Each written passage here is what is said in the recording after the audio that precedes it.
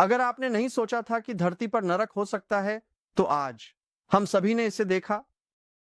3 पुरुष यानी levy, Uhud, Ben अमी और एली शाराबी आज हमास की कैद में 491 दिनों के बाद रिहा हुए। लेकिन जो घर आया है वह दिल तोड़ने वाला है। ये पुरुष होलोकॉस्ट के पीड़ितों की तरह दिखते हैं। खोखले चेहरे, बाहर निकली हुई हड्डियां और इतनी कमजोर मांसपेशियां कि डॉक्टर चिंतित हैं कि वे पुनर्स्थापना की जटिलताओं के कारण गिर सकते हैं। गाजा में केवल एक समूह भूखा है और वह फिलिस्तीनी नहीं है, बल्कि इजरायली बंधक हैं। और वैसे क्या आप जानते हैं कि बीबीसी ने आज बंधकों की रिहाई की रिपोर्ट करते समय क्या कवर करने का फैसला किया? आपको यह खुद सुनना होगा। इजरायली सैन्य वाहनों को कब्जे वाले पश्चिमी तट पर ऑफर सैन्य जेल में जाते हुए देखा गया है, जो लगभग 143 फिलिस्तीनी कैदियों के इस अपेक्षित हस्तांतरण से पहले है। और फिर आपके पास 100 से अधिक गजावियों का मामला है जिन्हें युद्ध के दौरान इजरायल ने हिरासत में लिया है और ज्यादातर बिना मुकदमे और बिना आरोप के रखा गया है। मुझे आपको एक बात बताने दें। बुरा जैसे कि हमास इस प्रकार की नैतिक भ्रम में पनपता है, और जब वे इस तरह की अंतर्राष्ट्रीय मीडिया रिपोर्ट्स देखते हैं तो यह उन्हें बहुत खुश करता है। जब बंधक हमास की सुरंगों में गहरे बंद थे, पूरी अंधकार में भूखे थे, तब अंधेरे में हमास के आतंकवादी चुराए गए सहायता सामग्री का जश्न मना रहे थे। 1 साल से अधिक समय से हमने गाजा में भुखमरी के बारे में लगातार प्रचार सुना है, और फिर भी अब इन तस्वीरों को देखें। गाजा में केवल भूखे लोग इजरायली बंधक हैं, न कि हमास या फिलिस्तीनी। आतंकवादियों ने खुद को अच्छी तरह से खिलाया और सशस्त्र रखा, जबकि उनके बंधक बर्बाद होते गए, मुश्किल से रोटी के टुकड़ों और पानी पर जीवित रहे। हमास का लक्ष्य गाजा को मुक्त करना नहीं है, अगर किसी ने ऐसा सोचा। यह जीवन को नष्ट करने के लिए है। उन्होंने 7 अक्टूबर को सिर्फ इजरायल पर हमला नहीं किया, उन्होंने इंसानों को चुराया, उनका अपहरण किया, बच्चों और बुजुर्गों और महिलाओं को भी। उन्होंने उन्हें सुरंगों में जिंदा दफन कर दिया। उन्हें मानव अधिकारों या करुणा में कोई रुचि नहीं है। उनके लिए बंधक बस मोहरे हैं और कुछ नहीं। और फिर भी क्या इजरायल को इन आतंकवादियों के खिलाफ अपनी रक्षा करने के लिए माफी मांगने की उम्मीद है? क्या ये लोग खुद को सुनते भी हैं? सुनिए, इजरायल के एक अस्पताल के डॉक्टरों ने कहा कि इन रिहा किए गए बंधकों की हालत अब तक की सबसे खराब है। वे गंभीर रूप से कम वजन के हैं। मांसपेशियों की इतनी अधिक हानि हो गई है कि उनके शरीर उन्हें मुश्किल से सहारा दे पा रहे हैं। हमने वीडियो में देखा कि वे वास्तव में मुश्किल से चल रहे हैं। उन्हें जरूरत थी। इन हमास आतंकवादियों ने उन्हें पकड़ रखा था। जब उन्हें मंच पर बोलने के लिए मजबूर किया गया और इस नकली समारोह में चलने के लिए कहा गया जो हमास ने आयोजित किया। इन रिहा किए गए बंधकों की इम्यून सिस्टम बुरी तरह से टूट चुकी है और लंबे समय तक भूख के कारण उनके अंगों को नुकसान पहुंचा है। यही है पहला आकलन। इजरायली डॉक्टर, इस स्तर की भूख एक दुर्घटना नहीं है।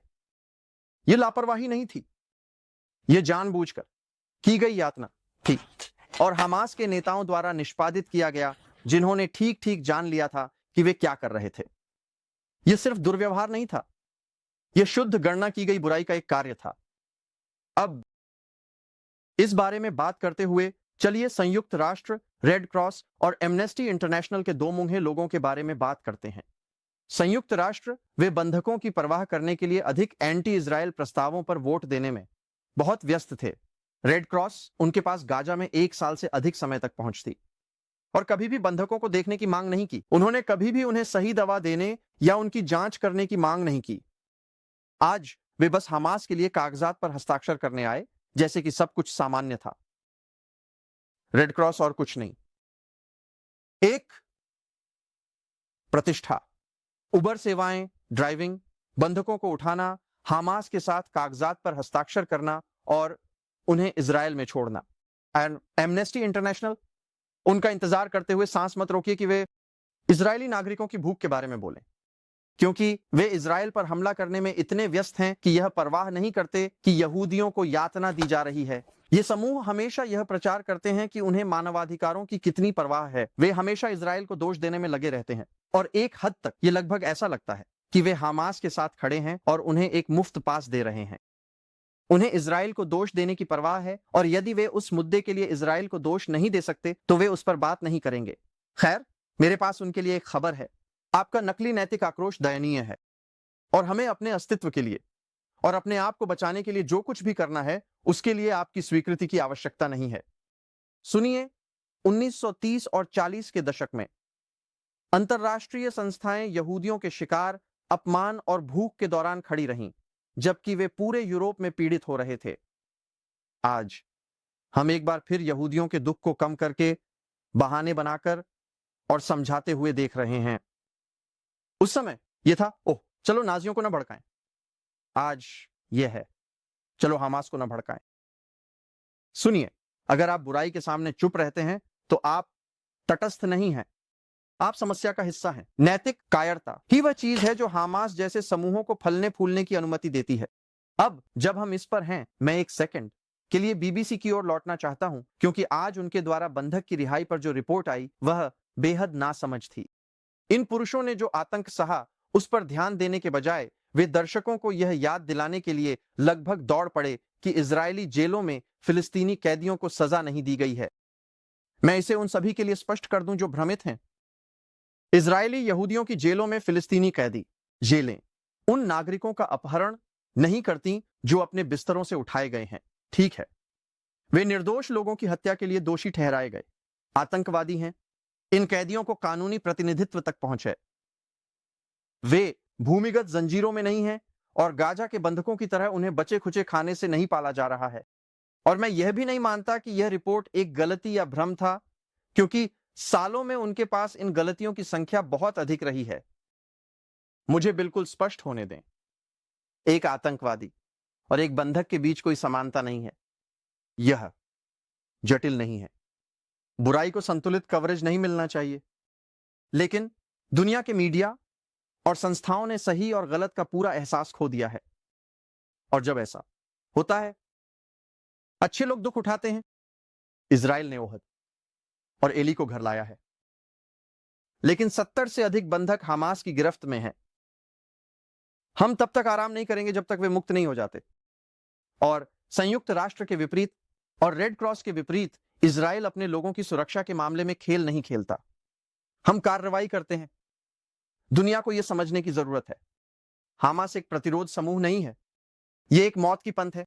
और मुझे इसमें जोड़ने दें, दक्षिणी इजराइल में शांति सुनिश्चित करने का एकमात्र तरीका यह है कि हम यह सुनिश्चित करें कि हमास नाम की कोई चीज ना हो। अगर हम हमास को रहने देते हैं, यह एक घातक गलती होगी। तो दोस्तों, यह इजराइल में हमारे लिए एक बहुत ही भावनात्मक दिन है। और देखना, सभी रिपोर्ट्स, हां, ऐसी रिपोर्ट्स हैं जो हमास का पर्दाफाश कर रही हैं और कह रही हैं कि यह भयानक है जो भी हो रहा है। मैं इसे नजरअंदाज नहीं कर रहा हूं, लेकिन हमें एक साथ खड़ा होना होगा। अगर आपको सच की परवाह है तो इस वीडियो को साझा करें। आइए हम एक साथ सच को उजागर करें। एक ऐसे दुनिया में जहां झूठ फल फूल रहे हैं, हमें इन मानवाधिकार समूहों को जिम्मेदार ठहराना होगा, अंतरराष्ट्रीय मंचों को जिम्मेदार ठहराना होगा। हम उन्हें इजरायली पीड़ितों के दुख को दबाने नहीं दे सकते। और अंत में फिर से इस सेंसरशिप की दुनिया में और पहले की तरह मजबूत आवाजें न होने के बावजूद आज हमारे पास एक आवाज है। तो मैं आपको अपने YouTube चैनल को सब्सक्राइब करने के लिए आमंत्रित करता हूं, ताकि आप और अपडेट्स पा सकें। मैं यहां सच को मीठा बनाने के लिए नहीं हूं, मैं यहां इसे बोलने के लिए हूं। तो मजबूत रहिए, सुनिश्चित करें कि आप मेरे चैनल को सब्सक्राइब कर चुके हैं। और याद रखें, हमेशा की तरह इजराइल कभी भी अपनी रक्षा करने के लिए माफी नहीं मांगेगा।